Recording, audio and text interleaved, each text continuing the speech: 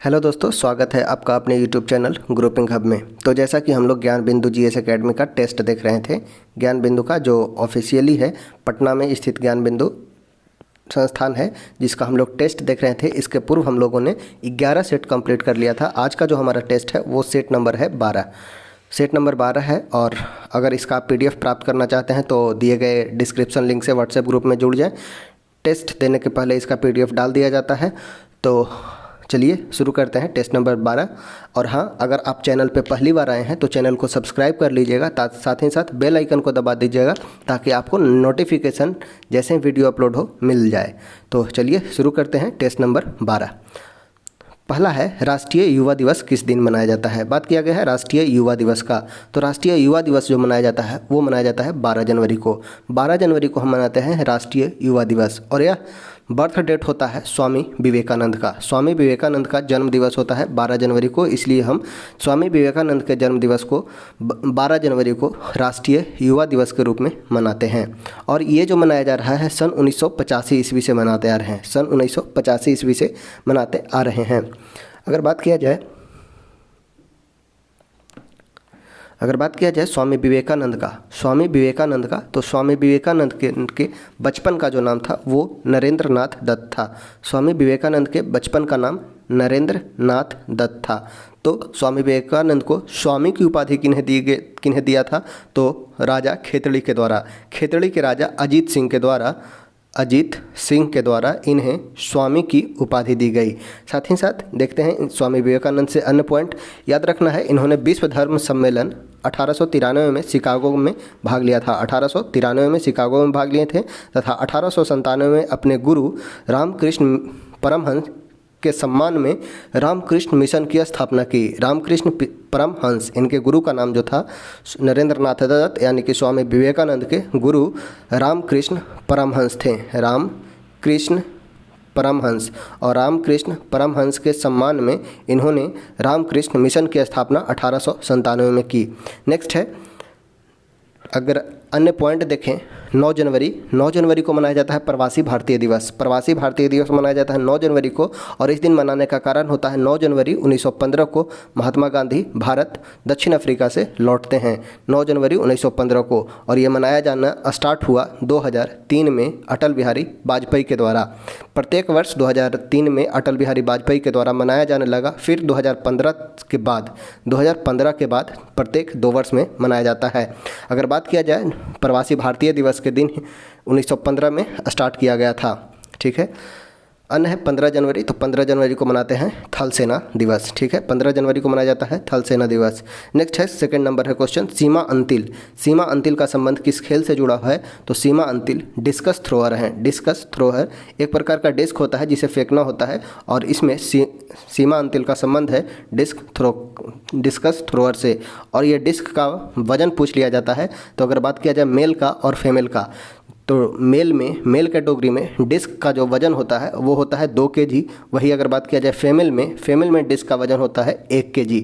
ठीक है, तो दोनों याद रखना है। सीमा अंतिल का संबंध किस चीज़ से है, तो डिस्कस थ्रोअर से। डिस्कस थ्रोअर एक प्रकार का खेल है जिसमें डिस्क को दूरी तक फेंकना होता है। नेक्स्ट है क्वेश्चन नंबर 3D। पुस्तक the people's president doctor APJ Abdul Kalam के लेखक कौन है। बुक है the people's president doctor APJ Abdul Kalam. इसके लेखक है SM खान। ऑप्शन हो जाएगा B, SM खान। नेक्स्ट है 4th नंबर, USA यानी कि USA United state of America का राष्ट्रीय खेल क्या है। USA का राष्ट्रीय खेल क्या है, तो ये हो जाएगा बेसबॉल। बेसबॉल USA का राष्ट्रीय खेल है। फुटबॉल जो है, रग्बी फुटबॉल जो है वो है न्यूजीलैंड का जो राष्ट्रीय खेल है वो हो जाएगा रग्बी फुटबॉल। पोलो जो है वो है अर्जेंटीना का। पोलो अगर बात किया जाए अर्जेंटीना का, और पोलो में खिलाड़ियों की संख्या 4 होती है, वहीं वाटर पोलो में खिलाड़ियों की संख्या 7 होती है। याद रखिएगा, पोलो में 4 खिलाड़ी और वाटर पोलो में 7 खिलाड़ी। बात किया जाए वाटर पोलो का, तो एक देश है हंगरी। ठीक है, हंगरी का जो राष्ट्रीय खेल हो जाएगा वो हो जाएगा वाटर पोलो, और अर्जेंटीना का हो जाएगा पोलो। बेसबॉल हो जाएगा अमेरिका का, न्यूजीलैंड का हो जाएगा रग्बी। तो सही उत्तर हो जाएगा डी, बेसबॉल अमेरिका का राष्ट्रीय खेल है। बात किया जाए इंडिया का और पाकिस्तान का, तो इंडिया पाकिस्तान का जो राष्ट्रीय खेल है वो हो जाएगा हॉकी। हॉकी मेजर ध्यानचंद, याद रखिएगा, हॉकी से संबंधित है। इंडिया और पाकिस्तान का राष्ट्रीय खेल हॉकी हो जाएगा। वही बात किया जाए अगर भूटान का, तो भूटान का राष्ट्रीय खेल हो जाएगा तीरंदाजी। भूटान का राष्ट्रीय खेल तीरंदाजी। और बात किया जाए चाइना का, तो चाइना का राष्ट्रीय खेल है वो है टेबल टेनिस। चाइना का हो जाएगा टेबल टेनिस। अगर बात किया जाए कनाडा का, तो कनाडा का राष्ट्रीय खेल है वो है ice hockey. Ice hockey Canada का राष्ट्रीय खेल है। तो देख लेते हैं हम लगभग 4-5। तो इस तरह से ही क्वेश्चन को डिस्कस किया जाएगा। आप लास्ट तक बने रहिएगा और वीडियो को पूरा देखिएगा ताकि क्वेश्चन कोई भी छूटे ना। नेक्स्ट है वाक्यांश यूनाइटेड नेशन। यूनाइटेड नेशन की उत्पत्ति के साथ किसका नाम जुड़ा हुआ है? यूनाइटेड नेशन के उत्पत्ति के साथ किसका नाम जुड़ा हुआ है? तो यूनाइटेड नेशन यानी कि राष्ट्र संघ। राष्ट्र संघ की संकल्पना फ्रैंकलिन डी रूजवेल्ट ने की थी। फ्रैंकलिन डी रूजवेल्ट, यूएनओ, संयुक्त राष्ट्र संघ का बात किया जाए तो संयुक्त राष्ट्र की स्थापना होती है 24 अक्टूबर 1945 को। 24 अक्टूबर 1945 को संयुक्त राष्ट्र संघ की स्थापना होती है और इसका हेडक्वार्टर जो बनाया जाता है न्यूयॉर्क के मैनहट्टन द्वीप पर। हेडक्वार्टर जो है न्यूयॉर्क के मैनहट्टन द्वीप पर बनाया जाता है और इसके 6 अंग होते हैं। बात किया जाए संयुक्त राष्ट्र संघ के, तो संयुक्त राष्ट्र संघ के 6 अंग होते हैं जिनके अंतर्गत पहला होता है महासभा। महासभा को बात किया जाए तो महासभा को विश्व का लघु संसद कहा जाता है। सेकंड है सुरक्षा परिषद, उसके बाद आर्थिक सामाजिक परिषद, परिन्यास परिषद, सचिवालय और अंतर्राष्ट्रीय न्यायालय, जिसमें 5 का मुख्यालय, 6 में 5 का मुख्यालय न्यूयॉर्क में ही है, लेकिन अंतर्राष्ट्रीय न्यायालय एक याद रखिएगा इंटरनेशनल कोर्ट ऑफ जस्टिस यानी कि ICJ, international court of justice का मुख्यालय जो है वो है द हेग में। द हेग में है आईसीजे का मुख्यालय और द हेग जो है वो है स्विट्जरलैंड में। द हेग स्विट्जरलैंड में स्थित है, उसका मुख्यालय है। ये यूनाइटेड नेशन का ही पार्ट है। ठीक है, तो याद रखना है यूनाइटेड नेशन की उत्पत्ति से नाम जुड़ा है फ्रैंकलिन डी रूजवेल्ट का। नेक्स्ट है सुमेलित करना है कौन सा शास्त्रीय नृत्य किस राज्य का है? तो कथकली बात किया जाए तो कथकली जो है वो है केरल का। कथकली केरल का, भरतनाट्यम तमिलनाडु का, कुचिपुड़ी आंध्र प्रदेश का और मणिपुरी मणिपुर का। बात किया जाए शास्त्रीय नृत्य का, तो शास्त्रीय नृत्य की संख्या है 8। ठीक है, 8 शास्त्रीय नृत्य है जिसमें 4 दिया गया है। 4 अन्य बात किया जाए तो एक हो जाएगा सतारिया, सतारिया जो है वो है असम का। एक हो जाएगा ओडिसी, ओडिसी जो हो जाएगा उड़ीसा का। उसके बाद एक देखते हैं मोहिनी अट्टम, मोहिनी अट्टम, और मोहिनी अट्टम जो हो जाएगा वो हो जाएगा केरल का। मोहिनी अट्टम, मोहिनी अट्टम हो जाएगा केरल का। वही अगर बात किया जाए कथक का, तो कथक हो जाएगा नॉर्थ इंडिया का यानी कि उत्तरी भारत का हो जाएगा कथक। टोटल शास्त्रीय नृत्य की संख्या 8 हैं जिसमें कथकली केरल का, भरतनाट्यम तमिलनाडु का, कुचिपुड़ी आंध्र प्रदेश का, मणिपुरी मणिपुर का, सतारिया, सतारिया जो हो जाएगा वो हो जाएगा असम का, और ओडिसी उड़ीसा का, मोहिनी अट्टम केरल का और कथक उत्तरी भारत का। तो इस प्रकार से 8 शास्त्रीय नृत्य है। इसका सही उत्तर जो हो जाएगा वो हो जाएगा 1 3 2 4, 1 3 2 4, ऑप्शन नंबर हो जाएगा बी। नेक्स्ट है अगला है 7वां नंबर है वर्ष 1982 में अंटार्कटिका जाने वाला प्रथम वैज्ञानिक दल का नेतृत्व किसने किया था? 1982 में अंटार्कटिक जाने वाला प्रथम वैज्ञानिक दल का नेतृत्व किसके द्वारा किया गया था? तो एस.जेड. कासिम के द्वारा। ऑप्शन हो जाएगा डी, एस.जेड. कासिम। बात किया जाए अंटार्कटिका में, तो अंटार्कटिका में भारत के 3 शोध संस्थान हैं। अंटार्कटिका में भारत के 3 शोध संस्थान हैं।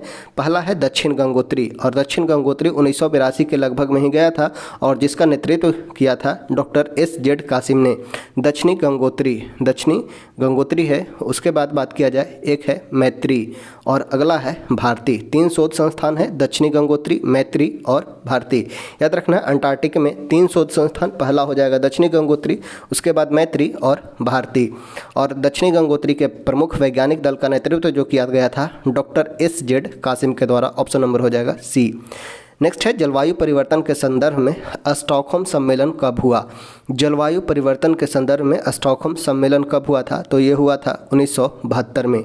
स्टॉकहोम में सम्मेलन हुआ 1972 में। 1992 में बात किया जाए तो रियो समिट हुआ था। रियो समिट हुआ था रियो समिट 1992 में। 1987 में मॉन्ट्रियल प्रोटोकॉल हुआ था। मॉन्ट्रियल प्रोटोकॉल हुआ था 1987 में, जो ओजोन के अपक्षय से संबंधित था।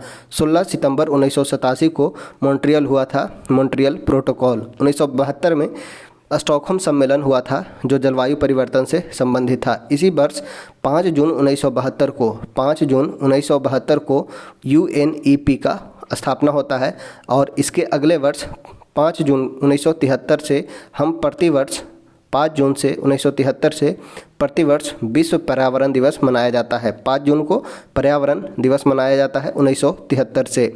नेक्स्ट है 9वां नंबर, संकेताक्षर TRP। TRP से क्या अभिप्राय है?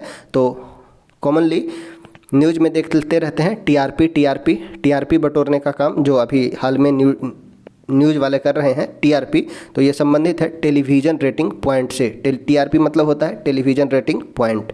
नेक्स्ट है जैन अवस्था के साथ जुड़ा हुआ है। जैन अवस्था किस धर्म का धर्म ग्रंथ है? तो जैन अवस्था जो है वो है पारसी धर्म का। पारसी धर्म का हो जाएगा जैन अवस्था। सिख धर्म का बात किया जाए तो गुरु ग्रंथ साहिब, ठीक है, गुरु ग्रंथ साहिब जो है वो सिख धर्म का है। जैन धर्म का जो प्रमुख ग्रंथ है वो है आगम। जैन धर्म का प्रमुख धर्म ग्रंथ है आगम। अगर बौद्ध धर्म का बात किया जाए तो बौद्ध धर्म में त्रिपिटक है, और त्रिपिटक में सूत पिटक, विनय पिटक और अभिधम पिटक है। बुद्ध धर्म में बुद्ध धर्म का प्रमुख धर्म ग्रंथ है वह है त्रिपिटक। सिख धर्म का हो जाएगा गुरु ग्रंथ साहब। जैन धर्म का आगम। पारसी धर्म का जैन अवस्था। वही बात किया जाए मुस्लिम धर्म का, तो मुस्लिम का प्रमुख बुक है वो है कुरान। कुरान है मुस्लिम का। और हिंदू का बात किया जाए हिंदू का, तो हिंदू का प्रमुख धर्म ग्रंथ है वो है गीता। गीता प्रमुख धर्म ग्रंथ है हिंदू का। मुस्लिम का कुरान, सिख का गुरु ग्रंथ साहिब, जैन धर्म का आगम, बौद्ध धर्म का त्रिपिटक और पारसी का जैन अवस्था। ये प्रमुख धर्म है और उनके बुक्स हैं।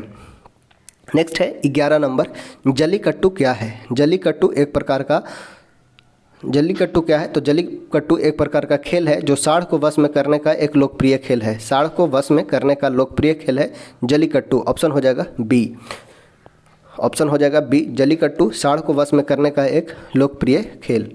नेक्स्ट है भारतीय मूल की कल्पना चावला अंतरिक्ष में किससे गई थी? भारतीय मूल की कल्पना चावला अंतरिक्ष में किससे गई थी? तो ये गई थी कोलंबिया से। और इनका विमान दुर्घटना के कारण 1 फरवरी 2003 को कोलंबिया दुर्घटनाग्रस्त हो जाता है और इनकी डेथ हो जाती है। ठीक है, ऑप्शन हो जाएगा ए, कोलंबिया से। नेक्स्ट है कौन सा समुदाय का उदाहरण है? समुदाय का उदाहरण यानी कि कम्युनिटी का उदाहरण हो जाएगा गांव। ऑप्शन हो जाएगा डी। निम्नलिखित में किसने सबसे पहले सामाजिक क्रिया को अपने सिद्धांत का आधार मानकर प्रयोग किया था? सामाजिक क्रिया को अपने सिद्धांत का आधार मानकर प्रयोग किया था किन्होंने सबसे प्रथम? तो ये हो जाएगा अल्फ्रेड शुट्ज। ऑप्शन हो जाएगा बी, अल्फ्रेड शुट्ज। नेक्स्ट है वास्को डी गामा भारत की यात्रा पर दूसरी बार कब आया? बात किया जाए वास्को डी गामा का, तो वास्को डी गामा एक पुर्तगाली यात्री था जो 20 मई 1498 को भारत में आता है। 20 मई 1498 को भारत आता है और भारत में पुर्तगाली कंपनी का स्थापना करता है। पुर्तगाली ईस्ट इंडिया कंपनी की स्थापना वास्को डी गामा के द्वारा पुनः दूसरी बार यह आता है 1502 में। दूसरी बार पूछा गया था तो दूसरी बार आता है 1502 में और पुनः तीसरी बार भी आता है और वो आता है 1524 में। 1524 में वास्को डी गामा तीसरी बार आता है और इसी के दौरान इसकी वास्को डी गामा की मृत्यु होती है। वास्को डी गामा की मृत्यु गोवा के निकट हो जाती है। गोवा में इसकी मृत्यु हो जाती है 1524 में ही। 1524 में अगर बात किया जाए पुर्तगाली ईस्ट इंडिया कंपनी का, तो 1503 में कोचीन में इन्होंने अपना प्रमुख केंद्र बनाया था। 1503 में कोचीन में। वही 1510 में गोवा को जीत लेता है यूसुफ आदिल शाह से गोवा को जीत लिया जाता है अल्बुकर्क के द्वारा गोवा को जीत लिया जाता है 1510 में। उसके बाद 1530 से 1961 तक गोवा पर अधिकार रहता है पुर्तगालियों का। तो पूछा गया था वास्को डी गामा भारत में दूसरी बार कब आया? तो ये आया था 1502 में। और 3 में बात किया जाए तो आया था अल्मीडा, फ्रांसिस्को द अल्मीडा आता है 1503 में। पुर्तगाली का प्रथम गवर्नर आता है फ्रांसिस्को द अल्मेडा। 1503 से 9 तक इसका कार्यकाल होता है। उसके बाद आता है अल्फांसो डी अल्बुकर्क। अल्मेडा आता है 3 में। 2 में आता है दूसरा बार वास्को डी गामा। नेक्स्ट है इलाहाबाद की संधि के बाद रॉबर्ट क्लाइव ने मुर्शिदाबाद का उप दीवान किसे नियुक्त किया था। इलाहाबाद की संधि होती है 12 अगस्त 1665 को। 12 अगस्त 1665 को रॉबर्ट क्लाइव ने मुग़ल सम्राट शाह आलम द्वितीय के बीच संधि होता है जिसे इलाहाबाद की संधि कहा गया। 12 अगस्त को अन्य दो के बीच होता है 16 अगस्त। 16 अगस्त 1965 को अन्य दो के साथ संधि करता है। इलाहाबाद की प्रथम संधि होती है 12 अगस्त 1665 को। ठीक है, सॉरी 1600 नहीं, 1765। 1764 में बक्सर युद्ध होता है। 1764 के बक्सर युद्ध के फलस्वरूप बंगाल का रूलर और अवध का और मुग़ल रूलर तीनों मिलकर युद्ध करते हैं। तीनों की हार हो जाती है, अंग्रेज जीत जाते हैं। अंग्रेज के जीतने के बाद अंग्रेज जो प्रतिनिधित्व करता है हेक्टर मुनरो। इसके बाद आता है पुनः रॉबर्ट क्लाइव आते हैं और संधि करता है जिसके तहत दीवानी अधिकार दे दिया जाता है। भारत में प्रथम बार दीवानी अधिकार प्रदान कर दिया गया था अंग्रेज़ों को और इसके लिए मुर्शिदाबाद का उप दीवान बनाया गया था। मुर्शिदाबाद का उप दीवान बनाया गया था मोहम्मद रजा खान को। मोहम्मद रजा खान को मुर्शिदाबाद का उप दीवान। वही बात किया जाए बिहार का तो बिहार का था सिताब राय।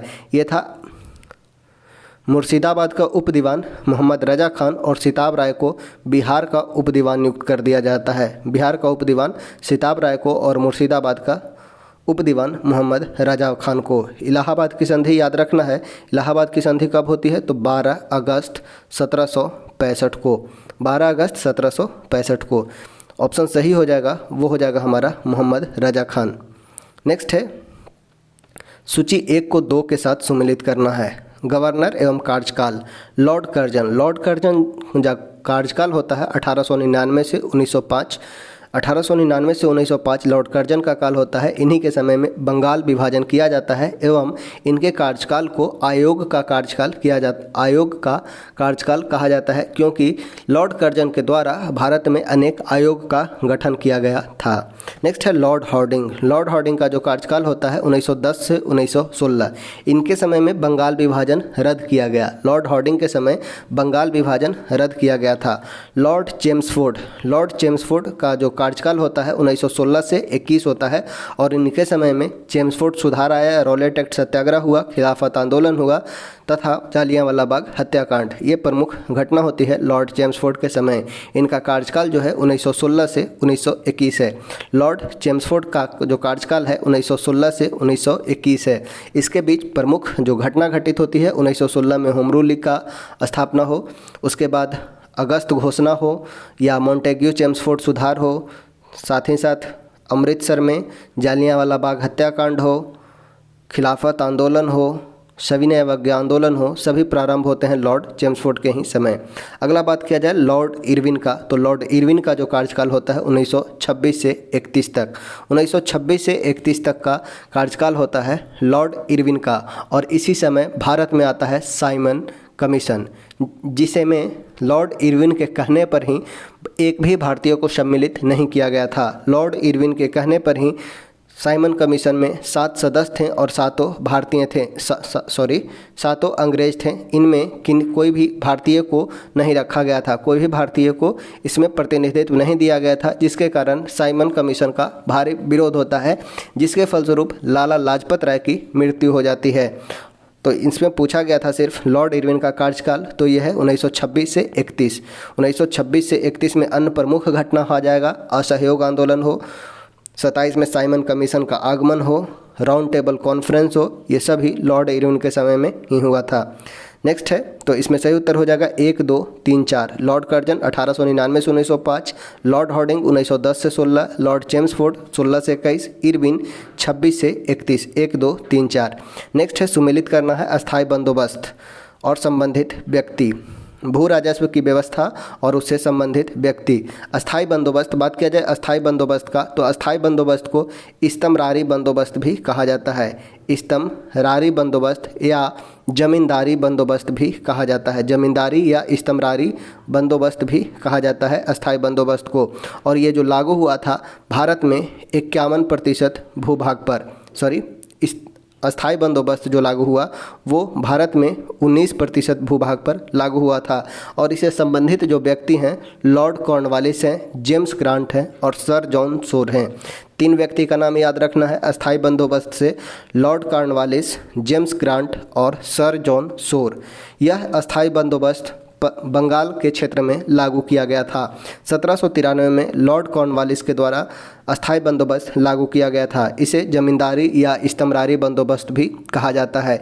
इसी से एक संबंधित कानून याद रखिएगा, इसी से संबंधित था सूर्यास्त कानून। सूर्यास्त कानून अस्थाई बंदोबस्त से ही संबंधित था। इसमें जो टैक्स देना होता था सरकार को 10/11 भाग सरकार को देना होता था और 1/11 भाग जमींदार रखते थे, अर्थात इसमें बिचौलिए का प्रभुत्व बढ़ गया था। तो ये था हमारा अस्थाई बंदोबस्त। अगर बात किया जाए रैयतवाड़ी व्यवस्था का, तो रैयतवाड़ी व्यवस्था दक्षिण भारत में था।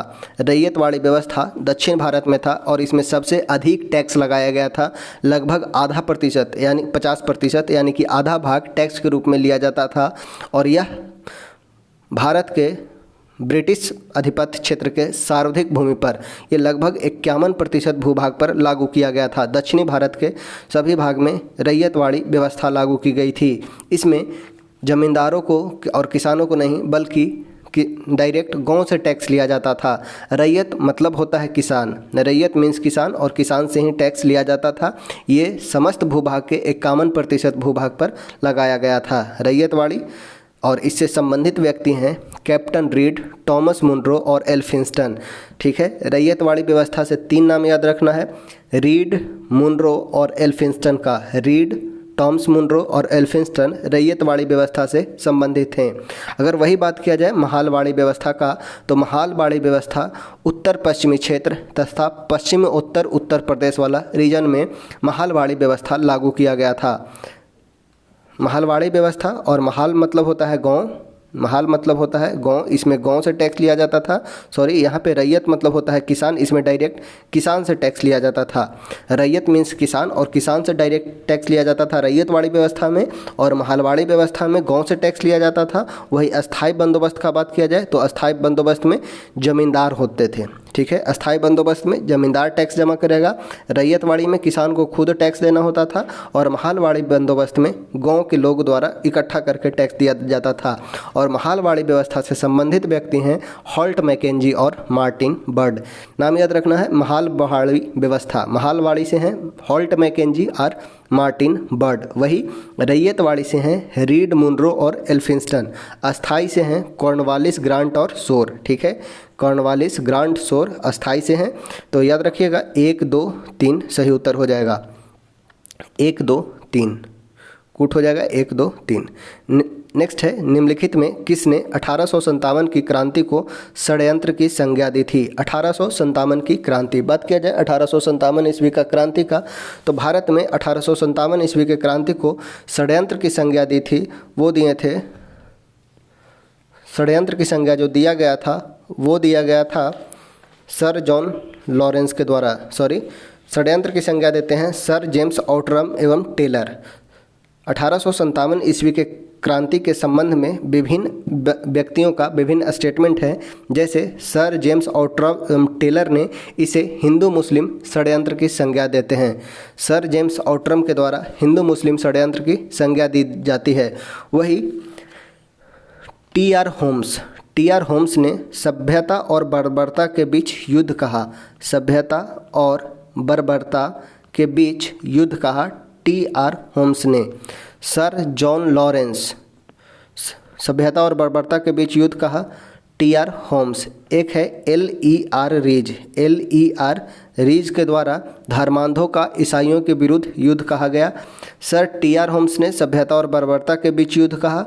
डिजराइली के द्वारा इसे राष्ट्रीय विद्रोह का संज्ञा दिया जाता है। राष्ट्रीय विद्रोह, और राष्ट्रीय विद्रोह कहे थे डिजराइली। राष्ट्रीय विद्रोह की संज्ञा डिजराइली के द्वारा दिया जाता है। वही बी.डी. सावरकर के द्वारा इसे प्रथम स्वतंत्रता संग्राम कहा गया था। बी.डी. सावरकर के द्वारा प्रथम स्वतंत्रता संग्राम की संज्ञा दी जाती है। यहाँ पूछा गया था 1857 के क्रांति को षड्यंत्र की संज्ञा, तो षड्यंत्र की संज्ञा देते हैं जेम्स आउटरम एवं टेलर। एक क्वेश्चन यहाँ से और याद रखिएगा, जेम्स आउट्रम के रिपोर्ट पर ही अवध को मिला लिया गया था। अवध को हड़पा गया था कुशासन का आरोप लगाकर। कुशासन को आरोप लगाया जाता है और अवध को मिला लिया जाता है ब्रिटिश क्षेत्र में, और वो रिपोर्ट था वो जेम्स आउट्रम का ही रिपोर्ट था। तो जेम्स आउट्रम के रिपोर्ट पर ही अवध को मिला लिया जाता है। जेम्स आउट्रम और डब्ल्यू टेलर ने इसे षड्यंत्र की संज्ञा दी थी। नेक्स्ट है 20 number, native marriage act. Native marriage act किस वर्ष पारित होता है? तो ये होता है 1872 में। नेटिव मैरिज एक्ट यह विवाह से संबंधित कानून था जो 1872 में लाया जाता है। 1872 में आता है नेटिव मैरिज एक्ट, वही 1891 में आता है age of consent act. Age of consent act, वही बात किया जाए 1930 में, तो 1930 में आता है शारदा एक्ट। ठीक है, ये तीनों विवाह से संबंधित कानून थे। 1872 का नेटिव मैरिज एक्ट, 1891 का एज ऑफ कॉन्सेंट एक्ट और 1930 का शारदा एक्ट। तो सही उत्तर हो जाएगा बी 1872। नेटिव मैरिज एक्ट कब आया? तो 1872 में, एज ऑफ कॉन्सेंट एक्ट 1891 में और शारदा एक्ट 1930 में। नेक्स्ट है land holder society. Land holder society की स्थापना किसके कल्याण के लिए की गई थी? तो लैंड होल्डर सोसाइटी की स्थापना 1838 में कोलकाता में द्वारकानाथ टैगोर के द्वारा किया जाता है। 1838 में कोलकाता में द्वारकानाथ टैगोर के द्वारा किया जाता है और इसका मुख्य उद्देश्य जमींदारों के कल्याण करना था। ऑप्शन हो जाएगा बी। लैंड होल्डर सोसाइटी की स्थापना 1838 में द्वारकानाथ टैगोर के द्वारा जमींदारों के कल्याण के लिए, द्वारकानाथ टैगोर के द्वारा। ऑप्शन हो जाएगा बी, जमींदार के लिए। नेक्स्ट है अधोलिखित में कौन सुमेलित नहीं है? कौन सा सुमेलित नहीं है? प्रथम दिल्ली दरबार। प्रथम दिल्ली दरबार का आयोजन 1877 में होता है और यह कार्यकाल लॉर्ड रिपन का नहीं, लॉर्ड लीटन का होता है। 1877 में प्रथम दिल्ली दरबार का आयोजन होता है, कार्यकाल होता है लॉर्ड लीटन का। द्वितीय दिल्ली दरबार वो लगाया जाता है 1903 में। द्वितीय दिल्ली दरबार 1903 में और यह समय होता है कर्जन का। वही तृतीय दिल्ली दरबार लॉर्ड हार्डिंग के समय 1911 में लगाया गया। भारत में 3 बार दिल्ली दरबार का आयोजन होता है। जब जब ब्रिटेन की सत्ता परिवर्तन होता था तब उन्हें भारत बुलाकर दिल्ली दरबार का आयोजन किया जाता था, जिसमें प्रथम दिल्ली दरबार लॉर्ड लीटन के समय में 1877 में लगाया गया और उसके बाद द्वितीय दिल्ली दरबार लॉर्ड कर्जन के समय 1903 में लगाया गया और तीसरा दिल्ली दरबार लॉर्ड हार्डिंग के समय 1911 लगाया गया। तो प्रथम सुमेलित नहीं हो जाएगा, रिपन नहीं, लीटन के समय में। लीटन के द्वारा ही ये ओवन मेरेडिथ के नाम से कविता लिखता था। लॉर्ड लीटन ओवन मेरेडिथ के नाम से कविता लिखते थे। इन्हीं के समय में आया है vernacular press act. Vernacular press act Lord Lytton के द्वारा ही लाया जाता है तथा इसने ICS की परीक्षा की एज 21 साल से घटाकर 18 साल कर दिया था। ऑप्शन हो जाएगा ए। बात किया जाए लॉर्ड रिपन का, तो लॉर्ड रिपन को भारत में स्थानीय स्वशासन का जनक बतलाया जाता है। नेक्स्ट है मुस्लिम लीग ने मुक्ति दिवस कब मनाया था? मुस्लिम लीग के द्वारा मुक्ति दिवस मनाया जाता है 22 दिसंबर 1939 को। 22 दिसंबर 1939 को मुक्ति दिवस मनाया जाता है। और क्यों मनाने का कारण था मुसलमानों के लिए, जब कांग्रेस मंत्रिमंडल से इस्तीफा दे देता है तब। कांग्रेस के द्वारा जब 1935 के अधिनियम के तहत 37 में चुनाव होता है और कांग्रेस की मंत्री बनते हैं, तो उसके बाद जब कांग्रेस मंत्रिमंडल के पद से इस्तीफा दे दिया जाता है, उसके बाद मुस्लिम लीग के द्वारा मुक्ति दिवस मनाया जाता है। ऑप्शन हो जाएगा बी। कांग्रेस मंत्रिमंडल के इस्तीफा के बाद 22 दिसंबर 1939 को मुक्ति दिवस मनाया गया। नेक्स्ट है किस अम्ल में, निम्नलिखित में से किस अम्ल को चींटी के काटते समय त्वचा में इंजेक्ट किया जाता है? यानी कि चींटी के काटने पर कौन सा अम्ल चींटी द्वारा छोड़ा जाता है? तो वो होता है फॉर्मिक एसिड, फॉर्मिक अम्ल। ऑप्शन हो जाएगा डी। बात किया जाए साइट्रिक अम्ल का, तो ये सभी खट्टे फल में पाए जाते हैं। सिट्रस फ्रूट में साइट्रिक अम्ल पाए जाते हैं। टार्टेरिक अम्ल जो होता है वो इमली में पाया जाता है। टार्टेरिक अम्ल इमली में पाया जाता है। चींटी के डंक में पाया जाता है फॉर्मिक अम्ल। ऑप्शन हो जाएगा डी। मानव मूत्र का पीला रंग किसके कारण होता है? तो ये यूरोक्रोम की वजह से होता है। ऑप्शन हो जाएगा डी। मूत्र का पीला रंग डिपेंड करता है यूरोक्रोम के कारण। पौधे का स्थिर होना, स्थिर मतलब शांत होना या सुस्त हो जाना किसके वजह से होता है? तो अधिक वाष्पोत्सर्जन के कारण। पौधे का शिथिल होना किस पे होता है? तो वाष्पोत्सर्जन के कारण। वाष्पोत्सर्जन के कारण पौधे शिथिल होते हैं। ऑप्शन हो जाएगा बी। बोवेडी ओविस, बोवेडी ओविस का वैज्ञानिक नाम है, यानी कि बोवेडी ओविस किसका वैज्ञानिक नाम है? तो ये हो जाएगा भेड़ का। भेड़ का वैज्ञानिक नाम बोवेडी ओरिस। वही बात किया जाए बकरी का तो कैप्रा एग्रोगस हिरिकस, कैप्रा एग्रेगस और हिरकस ये बकरी का वैज्ञानिक नाम है। कैप्रो एर्गोगस हिकरस बकरी का नाम है। बुबोलस बैबलिस भैंस का हो जाएगा। गाय का हो जाएगा बॉस इंडिकस, बॉस इंडिकस गाय का वैज्ञानिक नाम है। भेड़ का हो जाएगा बोवेडी ओविस। ऑप्शन हो जाएगा डी। नेक्स्ट है चश्मे बनाने में किस कांच का प्रयोग किया जाता है? चश्मा बनाने में क्रूक्स कांच का प्रयोग किया जाता है क्रोमियम ऑक्साइड के कारण। क्रूक्स कांच में क्रोमियम ऑक्साइड पाया जाता है जिसके कारण चश्मा बनाने में इसका प्रयोग किया जाता है। क्रूक्स कांच का प्रयोग चश्मा बनाने में। वही बात किया जाए पोटास कांच का तो कांच के बर्तन बनाने में पोटास कांच का प्रयोग किया जाता है। सोडा कांच का यूज ट्यूबलाइट और बोतल बनाने में सोडा कांच का प्रयोग किया जाता है। ट्यूबलाइट और बोतल बनाने में सोडा कांच का प्रयोग किया जाता है। अगर बात किया जाए फिलंट कांच तो फिलंट कांच का यूज कैमरा और दूरबीन के बनाने में किया जाता है। फिलंट कांच का प्रयोगशाला के उपकरण में पायरेक्स कांच का प्रयोग किया जाता है। चश्मा बनाने में क्रूक्स कांच। ऑप्शन हो जाएगा ए। नेक्स्ट है 13वीं और 14वीं शताब्दी के दौरान पंजाब में कौन से जनजाति का प्रभुत्व था? तो ये था खोखर जनजाति का। 13वीं 14वीं शताब्दी में पंजाब में कौन सा जनजाति का प्रभुत्व था? तो खोखर जनजाति का। ऑप्शन हो जाएगा ए। जैन धर्म के 24वें और अंतिम तीर्थंकर वर्धमान महावीर का जन्म 6ठी शताब्दी ईस्वी में कहाँ हुआ था? तो महावीर का जन्म बिहार में कुंडग्राम में हुआ था, वैशाली के निकट कुंडग्राम में। ऑप्शन हो जाएगा ए। तो वर्धमान महावीर का जन्म बिहार के वैशाली जिला और वैशाली जिला में कुंडग्राम में इनका जन्म होता है। ऑप्शन हो जाएगा ए। नेक्स्ट है पृथ्वी का परिधि लगभग कितना है? तो पृथ्वी का परिधि लगभग है वो है 40,000। अगर बात किया जाए पृथ्वी का विषुवतीय परिधि तो विषुवतीय परिधि है 40,075 किलोमीटर। 40,075 किलोमीटर विषुवतीय परिधि है। और ध्रुवीय बात किया जाए तो 40,007 किलोमीटर इसका ध्रुवीय परिधि है। ठीक है, तो ऑप्शन हो जाएगा ए 40,000। नेक्स्ट है भारत के इतिहास में किसके शासनकाल को भारत का स्वर्ण युग कहा जाता है? भारत के इतिहास में किसके शासनकाल को भारत का स्वर्ण युग कहा जाता है? तो गुप्त साम्राज्य को। गुप्त साम्राज्य के समय में कला, साहित्य, धर्म के क्षेत्र में प्रगति हुई थी, इस कारण गुप्त साम्राज्य को भारत का स्वर्णिम युग कहा जाता है। ऑप्शन हो जाएगा सी। नेक्स्ट है निम्नलिखित में से कौन सा एक प्राकृतिक पारिस्थितिकी तंत्र है? प्राकृतिक पारिस्थितिकी तंत्र, प्राकृतिक का बात किया जाए और पारिस्थितिकी तंत्र का। प्राकृतिक पारिस्थितिकी तंत्र है बांध मानव निर्मित है, बगीचा मानव निर्मित है, एक्वेरियम मानव निर्मित है। सही उत्तर हो जाएगा रेगिस्तान। बात किया जाए पारिस्थितिकी का तो पारिस्थितिकी जो वर्ड प्रयोग किया गया था वो प्रथम बार 1869 में अर्नेस्ट हैकल के द्वारा प्रथम बार पारिस्थितिकी वर्ड प्रयोग किया गया था। अर्नेस्ट हैकल। वही बात किया जाए पारिस्थितिकी तंत्र, ठीक है, याद रखिएगा दोनों पूछा जाता है।